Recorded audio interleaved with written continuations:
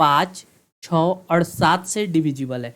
5, 6 और 7 से divisibility check कैसे करते थे? सिंपल सा बात है, जो संख्या 5 से कट जाए, 6 से कट जाए और 7 से कट जाए, यानी इन तीनों का एलसीएम लेंगे, 5, 6 और 7 का एलसीएम लेंगे तो ये आ जाएगा आपको कितना? 210। कितना? 210। 210 वह संख्या है जो क्या 400 और 700 के बीच कितनी संख्या है? तो मान लीजिए 400 से हमको चेक करना है, 400 और 700 के बीच पहली संख्या क्या आ गया? 200। पहली संख्या 210। अगली संख्या देखेंगे तो इसमें इनसे मल्टीप्लाई करेंगे तो 630 आ जाएगा। फिर अगली संख्या चेक करेंगे तो 840, यानी ज़्यादा आ रहा है, यानी केवल दो ऐसी संख्या है जो कितना है 5 से 6 से 7 से भी कट जाएगा और वह कितना 400 और 700 के बीच भी आएगा, यानी करेक्ट आंसर ऑप्शन ए इस प्रश्न का करेक्ट जवाब हो जाएगा। नेक्स्ट लिख रहा है दो संख्या x और y उनका महत्तम समवर्तक क्या होगा? दो अभाज्य संख्या, अभाज्य संख्या कहने का मतलब कोई भी कॉमन न हो, तो नो कॉमन, नो कॉमन यानी कॉमन नहीं होगा, तो अभाज्य संख्या का HCF क्या होगा? HCF 1 होगा, केवल 1 HCF प्राप्त होगा, यानी करेक्ट आंसर ऑप्शन बी इस प्रश्न का करेक्ट जवाब हो जाएगा। कौन सा? Option B. नेक्स्ट, इतना का मान ज्ञात कीजिए। इसको क्या करना है? सिंप्लीफाई करना है, तो सिंप्लीफाई कर लेते। देखिए यहाँ पे क्या दिया गया? 4.5 माइनस ब्रैकेट में कितना दिया गया? 3.2, 3.2। यहाँ डिवाइड का साइन है, यानी डिवाइड कर देते 0.8 से, मल्टीप्लाई कितना? 5। ठीक है, आगे क्या कर रहा है? आगे जो चिन्ह है प्लस का चिन्ह है, +3 मल्टीप्लाई 4 +3 मल्टीप्लाई 4 डिवाइड बाय कितना है? 6, यानी 6 से डिवाइड कर दें। बस इसको सॉल्व करना है। 3 से काटिएगा तो 3 दूना 6, 2 मरते, 2 से कट जाएगा 4, कितना? 2 मरते। जब इसको काटिएगा तो ये पॉइंट से पॉइंट हट जाएगा, 8 से कट जाएगा, 8 चौक 32, यानी 5 चौक 20, यानी 4.5 -20 प्लस कितना हो जाएगा? 2, यानी करेक्ट आंसर कितना हो जाएगा? देखिए 4 2 6, यानी 6.5 को हमको क्या करना है? 20 में से घटाएंगे तो माइनस में रिजल्ट आएगा, वह भी कितना? 13.5, यानी करेक्ट आंसर ऑप्शन ए इस प्रश्न का करेक्ट जवाब हो जाएगा। कौन सा? Option A. नेक्स्ट अगला प्रश्न देखिए, दिए गए विमान में घनाभ का विकर्ण ज्ञात कीजिए। देखिए जब भी विमान में घनाभ का विकर्ण पूछे तो √L² + B² + H² लगाते हैं। क्या? √L² B² + H²। L का मतलब 9 का स्क्वायर, B का मतलब हो गया 12 का स्क्वायर और H मतलब 20 का स्क्वायर। जब इसको कीजिएगा तो ये देखिए कितना आएगा? 9 का स्क्वायर कितना आता है? 81, 81, 12 का स्क्वायर 144, 20 का स्क्वायर 400। ठीक, इन सभी को जब ऐड की जाए 81, 144 और 400 को ऐड की जाए तो 625 प्राप्त हो जाएगा। और 625 किसका स्क्वायर होता है? तो आप देखिए 25 का, यानी करेक्ट आंसर ऑप्शन सी इस प्रश्न का करेक्ट जवाब हो जाएगा। नेक्स्ट, एक स्कूल में एक कक्षा 10 के 3 वर्गों में छात्रों की संख्या का अनुपात 3:5:8 के अनुपात में, यदि 3 खंड में क्रमशः 15, 30 और 15 और अधिक छात्रों के प्रवेश किए जाए तो नया अनुपात 4:7:9 हो जाता है। तो नए प्रवेश से पहले छात्रों की कुल संख्या कितना था? देखिए पहले रेशियो कितना था? 3:5:8। ठीक, अब यह रेशियो बदल के कितना हो गया? 4:7:9। यानी कहने का मतलब ये कितना? 8 से 1 बढ़ा, ये देखिए 3 से 4 1 बढ़ा, यहाँ देखिए 5 के बाद 6 7 यानी 2 बढ़ा। कहने का मतलब देखिए यहाँ कितना बढ़ रहा है? 1 बढ़ने का मतलब 15 बढ़ रहा है, 1 बढ़ने का मतलब 15 बढ़ रहा है और 2 बढ़ने का मतलब 30, यानी 1 यूनिट का वैल्यू कितना दिया गया? 15। ठीक, और 2 यूनिट का वैल्यू 30। अब देखिए क्वेश्चन पूछ रहा है नए प्रवेश से पहले छात्रों की कुल संख्या कितना था? तो देखिए 8 2 10, 10 3 13, 13 3 16, यानी पहले टोटल स्टूडेंट कितना था? 16। 1 यूनिट का वैल्यू 15 है तो 16 यूनिट का वैल्यू कितना हो जाएगा? 16 × 15, यानी 16 को 15 से मल्टीप्लाई कीजिएगा तो 16 × 5 80, 0 8, 16 8 हो जाएगा 24, यानी 240, यानी करेक्ट आंसर ऑप्शन सी इस प्रश्न का करेक्ट जवाब हो जाएगा। कौन सा? Option C. नेक्स्ट अगला प्रश्न देखेंगे, लिख रहा है ए और बी संयुक्त रूप से एक व्यवसाय शुरू करते हैं। ए द्वारा किया गया निवेश बी द्वारा किए गए निवेश का 7 गुना के बराबर है, तो इतना रुपए के वार्षिक लाभ में ए का हिस्सा क्या होगा? देखिए ए और बी दोनों व्यवसाय करते हैं, ए और बी। ठीक, ए क्या करता है? ए द्वारा किया गया निवेश बी द्वारा किए गए निवेश का 7 गुना है, यानी बी अगर 1 रुपया लगाता है तो ए कितना लगाएगा? 7 रुपया। और यह दोनों एक ही टाइम के लिए लगा रहा है, यानी समय 1 वर्ष, तो रेशियो यही अनुपात में उसका डिवाइड होगा। अब क्या कर रहा है, इतना रुपया के वार्षिक लाभ में ए का हिस्सा कितना है, तो देखिए 7 ही 8 टोटल 8 यूनिट प्रॉफिट होता है। 8 यूनिट का वैल्यू दिया गया है 2,75,000, 2,75,000, ठीक। यानी 1 यूनिट का वैल्यू यहाँ से निकाल देंगे, 2,75,000 डिवाइड बाय कितना 8, 1 यूनिट का वैल्यू आ जाएगा।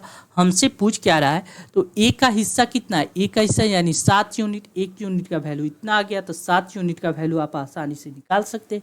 इसको काटिएगा, यानी 7 यूनिट का वैल्यू आपको आ जाएगा, 7 से मल्टीप्लाई कीजिएगा, 2,75,000, 2,75,000 डिवाइड बाई 8 मल्टीप्लाई 7, यानी टोटल ये कैंसिल होके कितना आ जाएगा, देखिए जब इसको सॉल्व कीजिएगा तो ये आ जाएगा आपको 24,24,0625, यानी करेक्ट आंसर ऑप्शन ए इस प्रश्न का करेक्ट जवाब हो जाएगा। कौन सा, ऑप्शन ए। क्लियर है। नेक्स्ट अगला प्रश्न देखेंगे। अगला क्वेश्चन क्या कर रहा है, देखिए लिख रहा है 50 रुपये प्रति लीटर मूल्य वाले दूध में पानी को किस अनुपात में मिलाया जाए कि 35 रुपये प्रति लीटर मूल्य का मिश्रण प्राप्त हो जाए। देखिए 50 रुपया वाला दूध है, पानी का प्राइस क्या होता है 0 रुपया, इन दोनों को ऐसे मिलाया गया कि इसका प्राइस कितना हो जाएगा 35, बस रेशियो निकाल देना है। यहाँ से आ जाएगा 35, 50 में से 35 जाएगा तो आ जाएगा 15, 5 से काटिएगा तो 5 15, 5 7 35, यानी 7:3। पूछ क्या रहा है, तो इतना में दूध में पानी किस अनुपात में मिलाया जाता है। पहले क्या चाहिए, मिल्क, उसके बाद क्या चाहिए, वाटर, यानी क्या करेक्ट आंसर हो जाएगा 7:3, यानी क्वेश्चन में 7:3 नहीं दिया, यानी करेक्ट आंसर ऑप्शन ए 3:7 इसका करेक्ट जवाब हो जाएगा। पहले पानी का लेंगे, उसके बाद क्या चीज का, दूध का, ठीक है, यानी करेक्ट आंसर 3:7। नेक्स्ट अगला प्रश्न देखेंगे। अगला क्वेश्चन लिख रहा है 30 पुरुष एक काम को 12 दिन में पूरा कर सकते हैं। 6 दिन के बाद 24 और पुरुष उनके साथ जुड़ गए, तो शेष काम को पूरा करने में अब उन्हें कितना दिन लगेगा। देखिए 30 पुरुष अकेला उस काम को कितना दिन में कर लेता, 12 दिन में कर लेता। 30 पुरुष 12 दिन में काम कर लेता। 6 दिन के बाद 24 और पुरुष काम, यानी 30 पुरुष 12 दिन में काम कंप्लीट कर लेता। 6 दिन काम हो गया तो बचा कितना दिन, 6 दिन का काम बच रहा है। 12 दिन में कंप्लीट कर लेता, 6 दिन तक काम कंप्लीट हो गया तो बचा कितना, 6 दिन, यानी 30 पुरुष 6 दिन में जितना काम करेगा 24 और पुरुष उनके साथ जुड़ गए, यानी 30 और 24 कितना हो गया, तो आप देखिएगा 54 व्यक्ति उस काम को कितना दिन में करेगा, x दिन में कर लेगा। अब बस इसको सिंप्लीफाई कर देना है। सिंप्लीफाई कैसे कीजिएगा, 9 से काट दीजिए, 9 का 8 36, 9 54, 9 से कट जाएगा, 3 से काटिएगा 10/3, यानी x का वैल्यू कितना आ जाएगा 10/3, यानी 10/3 को हम लोग क्या लिखते हैं, 3 × 9 = 10, यानी करेक्ट आंसर ऑप्शन डी इस प्रश्न का करेक्ट जवाब हो जाएगा। कौन सा, ऑप्शन डी। नेक्स्ट अगला प्रश्न देखिए। 100 लीटर के एक बाल्टी का इतना भाग भर जाता है, बची हुई बाल्टी को भरने में कितना समय लगेगा। देखिए 6 मिनट में एक बाल्टी का 4/13 भाग भर जाता है, यानी 6 मिनट में 4/13 भाग भरता है, तो बचता कितना, रेस्ट कितना बचता है, 4/13 जब भर जाता है बचेगा कितना, 13 में से 4 जाएगा 9/13, 9/13 भाग को भरने में कितना समय लगेगा। आप देखिए 4/13 भाग को भरने में हमको कितना समय लगता है, 6 मिनट, यानी एक भाग को भरने में हमको कितना समय लगेगा, 6 × 13/4। हमसे भरना कितना है, 9/13 भाग भरना है, यानी 9/13 भाग को भरने में कितना समय लगेगा, बस 6 × 13/4 मल्टीप्लाई कितना 9/13, बस इसको सॉल्व कर देना है। 13 से 13 कैंसिल हो जाएगा, 2 से काट देते, 2 दूना 4, 2 तिया 6, 3 मरते 9 तिया 27 बटा कितना आ जाएगा, 27/2 को हम लोग कितना लिख सकते, 1 4 दूना 8, यानी 3 दूना 6, 16.1/2 घंटा, यानी 16 मिनट 30 सेकेंड, यानी करेक्ट आंसर ऑप्शन बी इस प्रश्न का करेक्ट जवाब हो जाएगा। कौन सा, ऑप्शन बी। नेक्स्ट अगला प्रश्न देखेंगे। 1 मिनट 16 नहीं होगा, यहाँ पे 13 होगा, कितना 13 दूना 26 नहीं होता, 13.1/2। नेक्स्ट, राम 36 किलोमीटर प्रति घंटा की चाल से गाड़ी चलाता है, लेकिन प्रत्येक 10 किलोमीटर के अंत में पीने के लिए 5 मिनट रुकता है। ज्ञात करें कि वह 84 किलोमीटर की दूरी तय करने में कितना समय लेगा। हर 10 मिनट के बाद 10 किलोमीटर की दूरी तय करने के बाद वह क्या करता है, 5 मिनट के लिए रुकता है। उसको दूरी कितना तय करना है, यहाँ से यहाँ तक का दूरी तय करना है 84 किलोमीटर। हर 10-10 मिनट पे रुकता है तो एक बार 10 मिनट पे, ऐसे ही रुकते रुकते हुआ कितना बार, 8 बार रुकेगा, 80 मिनट, यानी 1 2 3 4 ऐसे 10 मल्टीप्लाई 8 बार रुक गया, यानी 80 मिनट के लिए रुक गया। अगला बार में तो वह कंप्लीट पहुंच जाएगा, यानी कितना बार रुका, 8 बार। एक बार रुकने में वह कितना समय लेता है, 5 मिनट था, यानी 8 बार रुकने में उसको टोटल समय कितना लगेगा, 8 पचे 40 मिनट का समय लगेगा। कितना रुकने में, ये उसको रुकने में 40 मिनट का समय लगेगा।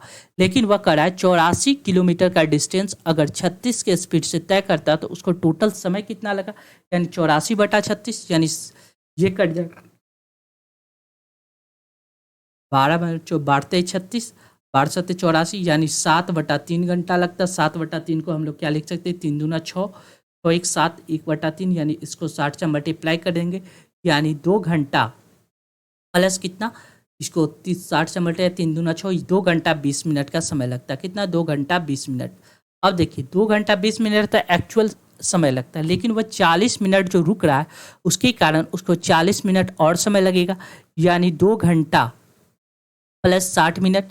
60 मिनट करने का मतलब 60 मिनट करने का मतलब 1 घंटा, यानी टोटल 3 घंटा का समय उसको लगेगा उस डिस्टेंस को तय करने में। 3 घंटा मतलब 3 × 60, 6 18, 180 मिनट, यानी करेक्ट आंसर कौन सा हो जाएगा, ऑप्शन ए इस प्रश्न का करेक्ट जवाब हो जाएगा। कौन सा, ऑप्शन ए। नेक्स्ट, धारा की दिशा में जा रही एक नौका की चाल 48 किलोमीटर प्रति घंटा है, जबकि धारा के विपरीत दिशा में उसकी चाल 32 किलोमीटर प्रति घंटा है। स्थिर जल में नाव की चाल ज्ञात कीजिए। जब कोई व्यक्ति धारा की दिशा में जाएगा तो दोनों जुड़ जाएगा, नाव प्लस धारा, ये आ जाएगा 48 किलोमीटर प्रति घंटा। क्या, जो वही विपरीत दिशा में जाएगा तो x - y बराबर कितना हो जाएगा, 32 किलोमीटर प्रति घंटा। जब इन दोनों को जोड़ेंगे तो 2x बराबर कितना हो जाएगा, 32, 8 2 10, 4 3 7 1 8 80, यानी x बराबर कितना आ जाएगा, 40 किलोमीटर प्रति घंटा। ये स्थिर जल में किसका चाल, नाव की चाल आ गया 40 किलोमीटर प्रति घंटा, यानी करेक्ट आंसर ऑप्शन सी इस प्रश्न का करेक्ट जवाब हो जाएगा। नेक्स्ट, अगला प्रश्न देखेंगे। अगला क्वेश्चन लिख रहा है, जब किसी वस्तु के मूल्य में 25% कम कर दिया जाता है तो उसकी बिक्री x% बढ़ जाता है। यदि बिक्री आय में 20% की वृद्धि होती है तो x का मान ज्ञात कीजिए। देखिए क्वेश्चन को समझिए, आसानी से बन जाएगा। जब किसी वस्तु के मूल्य में 25% कम कर दिया जाता है, परसेंट का फ्रैक्शन वैल्यू कितना होता है, 1/4। 25% का फ्रैक्शन वैल्यू होता है 1/4, यानी पहले प्राइस पी था, प्राइस गुने क्वांटिटी बराबर क्या होता है, एक्सपेंडिचर, खर्चा। प्राइस पहले कितना था, 4 रुपया था, अब क्या 25% कम हो गया, अब प्राइस कितना हो गया, 3 रुपया हो गया। आगे क्या कर रहा है, तो उसकी बिक्री यानी एक्सपेंडिचर, बिक्री x% बढ़ जाती है। यदि बिक्री आय में 20% की वृद्धि होती, पहले जितना इनकम होता था उसमें 20% की वृद्धि हो गया। 20% का वृद्धि होने का मतलब कितना होगा, 20/2500, इसका फ्रैक्शन वैल्यू होता है 1/5, यानी पहले एक्सपेंडिचर, पहले 5 रुपया उसको प्राप्त होता था तो अब कितना होगा, 6 रुपया प्राप्त होगा। ये बात क्लियर है। अब देखिए, अब हमको क्वांटिटी का बात किया जाए तो 5 में 4 से डिवाइड करेंगे, 5/4, तो ये आ जाएगा क्वांटिटी, यानी 5/4 का वैल्यू आ जाएगा 1.25, यानी पहले क्वांटिटी कितना खरीदते थे, 1.25। अब क्वांटिटी कितना खरीदे, 6 को 3 से डिवाइड करेंगे 2, यानी क्वांटिटी में कितना का वृद्धि हो रहा है, तो आप देखिएगा 0.75 का वृद्धि हो रहा है। ये 0.75 का वृद्धि किस पे हो रहा है, 1.75 का वृद्धि हो 1.75 पे हो रहा है। यही पूछ रहा है वह कितना परसेंट बढ़ गया, यानी 1.75 में 0.5 की वृद्धि हो गया, यानी इतना परसेंट बढ़ गया, मल्टीप्लाई 100, पॉइंट से पॉइंट कैंसिल, 25 से 75, ये कट जाएगा आपको कितना, मतलब 25 से कट जाएगा आपको 25 से 75, 25 चौको 100, इस 7 मरते कट जाएगा, ये कट जाएगा आपको 7 मरते 1 मिनट, 8 मरते 8, 35 के 5 हासिल 3, 7 दूनी 14, 3, यानी 7 मरते कट जाएगा, यानी 300 डिवाइड बाय कितना है, इतना का वृद्धि हो गया, यानी 300 डिवाइड बाय 7 अगर कीजिएगा तो ये आपको लगभग में कितना आ जाएगा, x का मान आ जाएगा 300 को अगर 7 से डिवाइड किया जाए तो 7 14, 7 21, 21, 1 मिनट,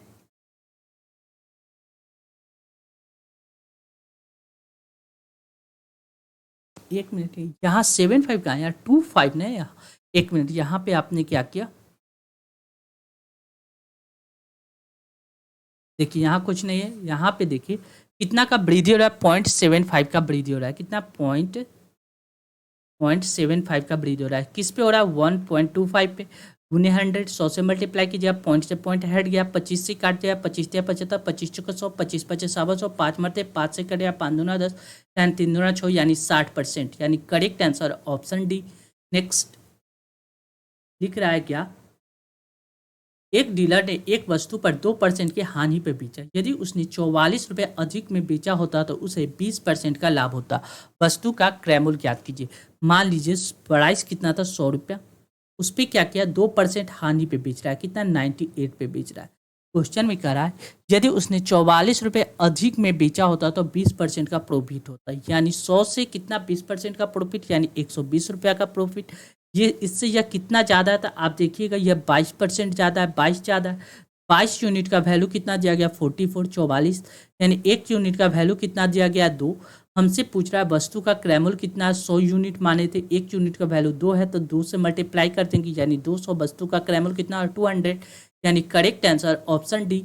नेक्स्ट, किसी वस्तु को 12% लाभ तथा 18% के दो क्रमिक छूट के पश्चात इतना रुपया में बेचा जाता है, वस्तु का अंकित मूल्य ज्ञात कीजिए।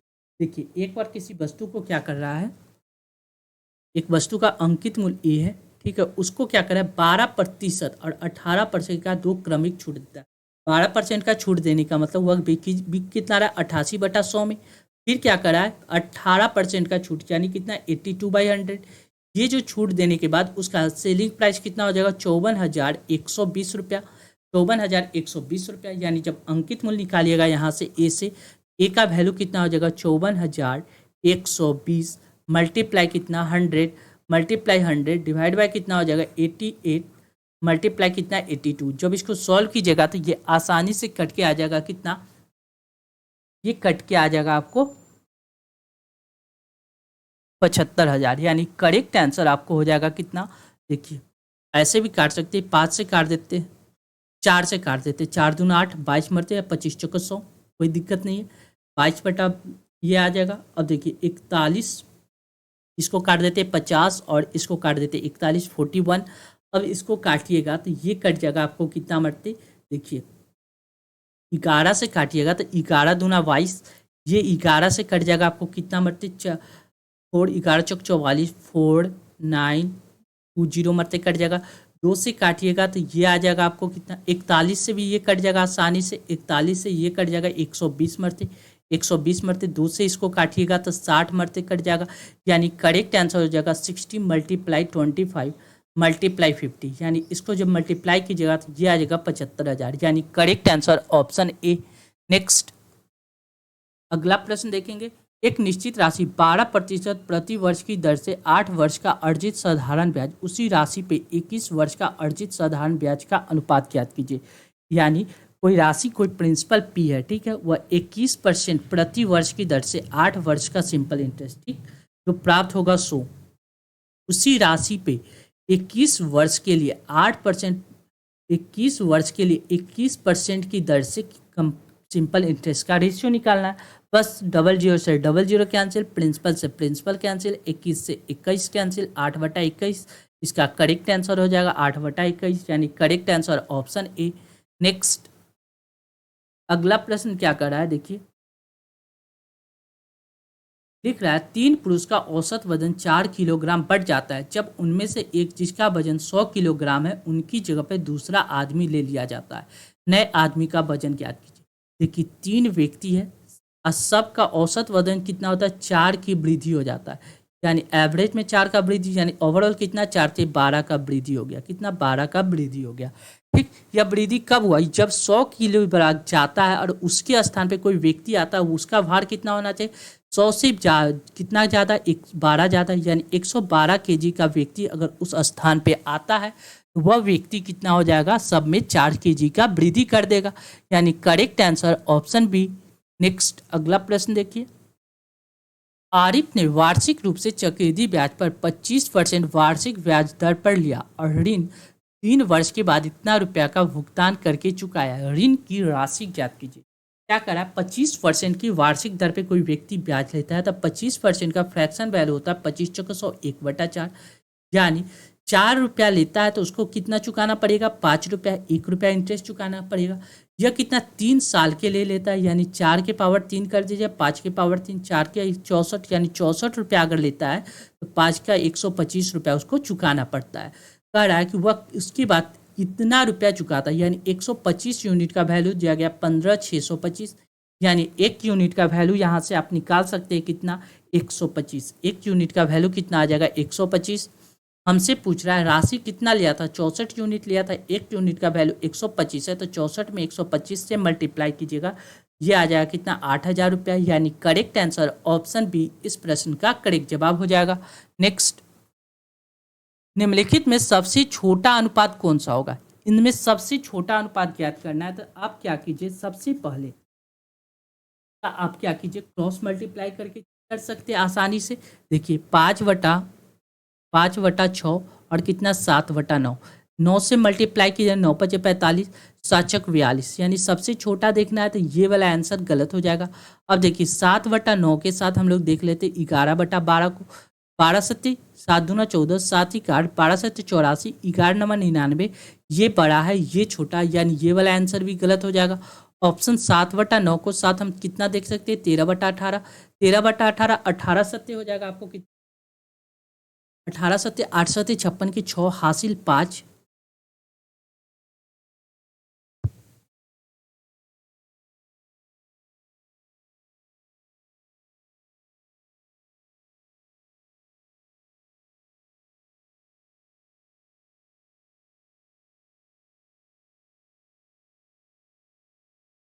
देखो 8×7 = 56 की 6 हासिल 5, 7×5 कितना, 7×3 = 10, दोबारा 126 और 13 कितना, 13 17 से 117 याद कर सकते हैं। यानी करेक्ट आंसर कौन सा होगा, इनमें सबसे छोटा कौन है, 13/18, यानी ये कैंसिल हो जाएगा। यानी करेक्ट आंसर ऑप्शन बी इस प्रश्न का करेक्ट जवाब हो जाएगा। कौन सा, ऑप्शन बी। नेक्स्ट, XYZ एक काम को 5 दिन, 15 दिन और 30 दिन में पूरा कर सकते हैं। ठीक है, X है, Y है, Z है, कितना दिन, 5 दिन, 15 दिन और 30 दिन, 5, 15 और 30 दिन में पूरा कर सकते हैं। यानी इन टोटल मिला के काम कितना है तो इन सभी का एलसीएम ले लेंगे तो एलसीएम प्राप्त होता है 30 काम, यानी 500 का 30, 15 दूना 30, 30 कम 30, यानी एक दिन में सबका काम निकल गया। क्वेश्चन में क्या करा है, यदि हर दूसरे दिन वाई और जेड एक्स की सहायता करता है, पहला दिन एक्स काम करेगा, पहला दिन एक्स, दूसरा दिन क्या करेगा, एक्स वाई जेड तीनों मिलकर काम करेगा। पहला दिन कितना काम होगा, 6 काम होगा, दूसरा दिन कितना, 6 3 9, 9 काम होगा, यानी 2 दिन में कितना काम हो गया, 9 6 15, 2 दिन में 15 काम हो गया। हमको कंप्लीट कराना है 30 काम, तो 2 दिन और लगेगा, 15 दूना 30, यानी टोटल 2 दिन में 15 काम होता है। तो 30 काम करने में कितना, इधर भी 2 से मल्टीप्लाई करेंगे, इधर भी 2 से मल्टीप्लाई करेंगे, यानी 4 दिन। यानी करेक्ट आंसर ऑप्शन डी इस प्रश्न का करेक्ट जवाब हो जाएगा। नेक्स्ट, अगला प्रश्न देखेंगे। अगला क्वेश्चन क्या कर रहा है, देखिए लिख रहा है, एक आदमी कुल यात्रा का 3/7 ट्रेन द्वारा, कुल यात्रा का 5/14 बस के द्वारा और शेष 3 किलोमीटर पैदल तय करता है, तो कुल यात्रा क्या है। देखिए मान लीजिए टोटल डिस्टेंस कितना है, 14 किलोमीटर का डिस्टेंस हमने माना, 14 किलोमीटर। इसमें से 3/7, इसका 3/7 निकालिएगा तो 7 दूना 14 आ जाएगा और 3 दूना 6, यानी 6 भाग यहाँ आ गया। इसका 5/14 निकालिएगा तो ये कितना आ जाएगा, 5/14, 14 से 14 कैंसिल, यानी 5 यूनिट यहाँ आ जाएगा, ये आ जाएगा 5 यूनिट, 5 यूनिट, यानी 6×5 कितना, 6 4 10, 1 11, 11 यूनिट, बचा कितना, 3 यूनिट, बच रहा है कितना, 3 यूनिट, और 3 यूनिट का वैल्यू कितना दिया गया, 3 किलोमीटर, 3 किलोमीटर, यानी 1 यूनिट का वैल्यू कितना हो जाएगा, 1 किलोमीटर। हमसे पूछ रहा है उनकी कुल यात्रा कितना था, हमने माना था 14 यूनिट, यानी 1 यूनिट का वैल्यू 1 किलोमीटर है तो 14 यूनिट का वैल्यू कितना हो जाएगा, 14 किलोमीटर, यानी correct answer option A. Next, अगला प्रश्न देखिए, लिख क्या रहा है,